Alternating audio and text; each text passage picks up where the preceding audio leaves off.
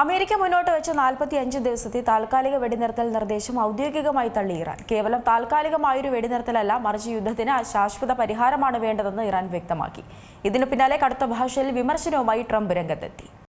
America മുന്നോട്ട് വെച്ച വെടിനിർത്തൽ നിർദ്ദേശം ഇറാൻ തള്ളിയതിനു പിന്നാലെ കടുത്ത ഭാഷയിലുള്ള മുന്നറിയിപ്പുമായി പ്രസിഡന്റ് ഡൊണാൾഡ് ട്രംപ് രംഗത്തെത്തിയിരിക്കുകയാണ്.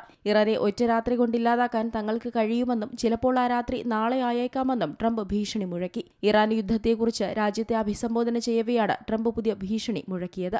ഹോർമസ് പൂർണ്ണമായും തുറക്കണമെന്ന അന്ത്യശാസനം ഇനി നീട്ടില്ലെന്നും നാളെ അവസാനിക്കുമെന്നും ട്രംപ് വ്യക്തമാക്കി. ഇറാന്റെ നിലപാട് മേഖലയിലെ സമാധാന ശ്രമങ്ങൾക്ക് വലിയ തിരിച്ചടിയാണെന്നും നയതന്ത്ര പരിഹാരങ്ങൾ പരാജയപ്പെട്ടാൽ കൂടുതൽ ശക്തമായ സൈനിക നടപടിയിലേക്ക് നീങ്ങുമെന്ന സൂചനയാണ് ട്രംപിന്റെ പ്രസ്താവന നൽകുന്നത്. നാളെ അന്ത്യശാസനം അവസാനിക്കുമെന്ന ട്രംപിന്റെ പ്രഖ്യാപനത്തോടെ പശ്ചിമേഷ്യയിലെ യുദ്ധഭീതി വീണ്ടും ശക്തമാവുകയാണ്. നേരത്തെ യുദ്ധം അവസാനിപ്പിക്കാൻ അമേരിക്ക മുന്നോട്ട് വെച്ച 45 ദിവസത്തെ താൽക്കാലിക വെടിനിർത്തൽ നിർദ്ദേശം ഇറാൻ ഔദ്യോഗികമായി തള്ളിക്കളയുകയായിരുന്നു. കേവലം താൽക്കാലികമായൊരു വെടിനിർത്തലല്ല, മറിച്ച് യുദ്ധത്തിന് ശാശ്വതവും ഉറപ്പുള്ളതുമായ പരിഹാരമാണ് വേണ്ടതെന്ന് ഇറാൻ വ്യക്തമാക്കി. അമേരിക്ക മുന്നോട്ട് വെച്ച ഉപാധികൾ തള്ളിക്കൊണ്ടാണ് ഇറാൻ നിലപാട് പ്രഖ്യാപിച്ചത്.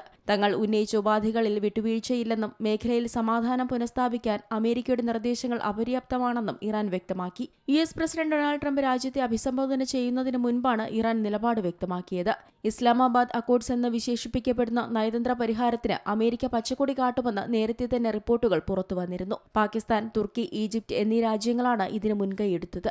ഇതിന്റെ ഭാഗമായി പാകിസ്ഥാൻ ഫീൽഡ് മാർഷൽ അസീം മുനീറുമായി American vice president JD Vance ഇന്നലെ നിർണായക ചർച്ചകൾ നടത്തിയിരുന്നു. സമാധാന കരാർ പദ്ധതിയുടെ ഭാഗമായി ഹോർമുസ് കടലിടുക്ക് ഉടനടി തുറക്കാനും 45 ദിവസത്തെ വെടിനിർത്തലിന് ശേഷം സ്ഥിരമായ സമാധാന കരാറിലെത്താനുമായിരുന്നു നിർദ്ദേശം. ഇതാണ് ഇറാൻ തള്ളിക്കളഞ്ഞത്. ഇതോടെ ഹോർമുസിലടക്കം പ്രതിസന്ധി തുടരുമെന്ന് ഉറപ്പായി. അതേസമയം ഇറാൻ തലസ്ഥാനമായ ടെഹ്റാനിലും മറ്റു നഗരങ്ങളിലും വൻ സ്ഫോടന ശബ്ദങ്ങൾ കേട്ടതായാണ് റിപ്പോർട്ടുകൾ. സിറിയൻ തലസ്ഥാനമായ ഡമാസ്കസിലും സ്ഫോടനങ്ങളുണ്ടായി. ഇറാനിൽ നിന്ന് വന്ന മിസൈലുകളെ ഫലപ്രദമായി തടഞ്ഞതായാണ് വിവരം. ഇറാനിൽ നിന്നും വന്ന 7 ബാലിസ്റ്റിക് മിസൈലുകൾ തടഞ്ഞതായി സൗദി പ്രതിരോധ മന്ത്രാലയം പറഞ്ഞു.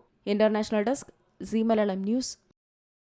ഏറ്റവും പുതിയ വാർത്തകളും വിശേഷങ്ങളും വിരൽത്തുമ്പിലറിയാൻ സീ മലയാളം ന്യൂസ് എല്ലാ ഡിജിറ്റൽ പ്ലാറ്റ്ഫോമുകളിലും ലഭ്യം.